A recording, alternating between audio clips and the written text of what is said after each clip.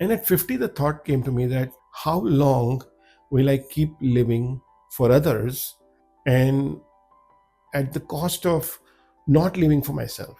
What would you do differently if you did not have to impress anyone anymore?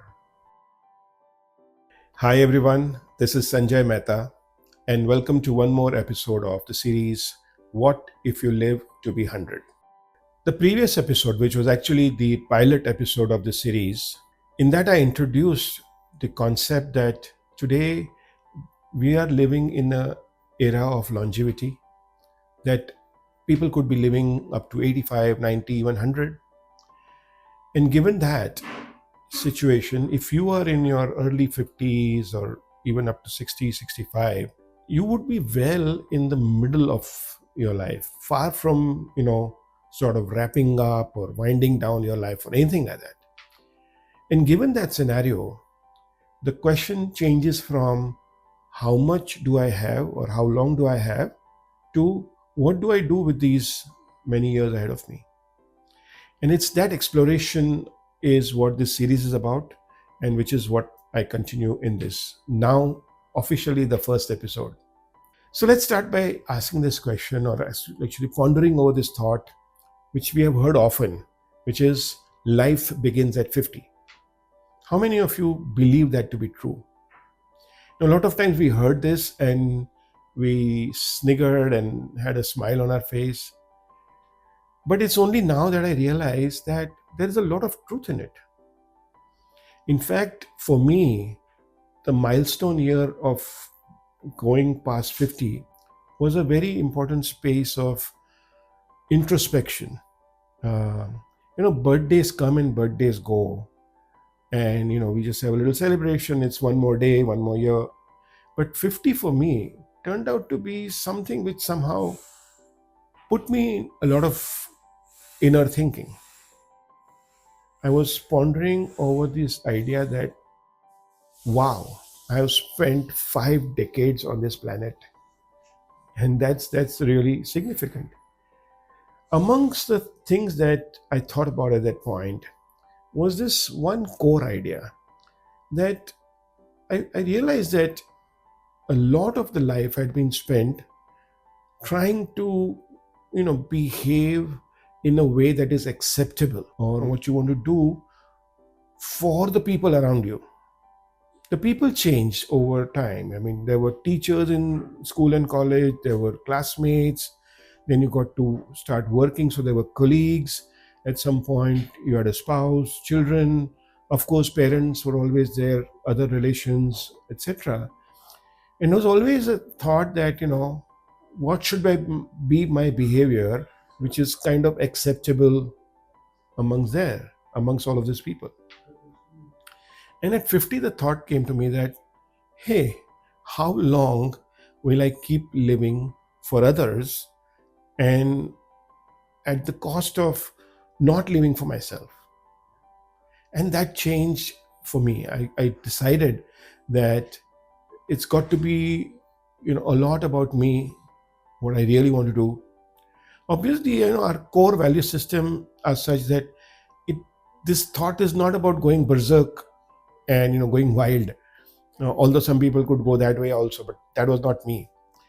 But what I did in terms of some changes were that I started saying no at a lot of places, because I realized that I used to say yes just because I couldn't say no. There was an expectation from me that how could I say no to something, whether it was an invitation to some place which I didn't want to go, or somebody asked me to do something which I was uncomfortable with, but I still did it. So that happened. Or something more simpler, easy to grasp, and some of you might smile at it, that I come from a traditional Gujarati family, and while I would have occasional drinks or smoke once in a while, I never did that in front of my parents. But at 50, I realized if I can't be myself in front of my parents, when will I be that way? And they accepted it quite comfortably. Sometimes all these ghosts are built in our own heads, that this is the way it should happen, that's the way it should happen. But hey, it's so much easier to just be yourself. In fact, that reminds me of another conversation that I was having with a friend recently. So she's 58, and she's also been a corporate person. And how corporate life is, again, there's all kinds of pressures of expectations all around you. And she said, for the first time in my life, I am doing what I really want to do, and it seems like I have cut out the noise. I mean, I was particularly sort of impressed by the choice of this word, cutting out the noise, because that's it. Isn't it? Most of the time it's the noise. It's that performance that we are doing. It's like constantly living up to others' expectations. And when you realize that and you decide that, in my 50s, in my 60s now, I don't need to do that, is almost, it's like a new awakening of sorts. So that's the opportunity at this point.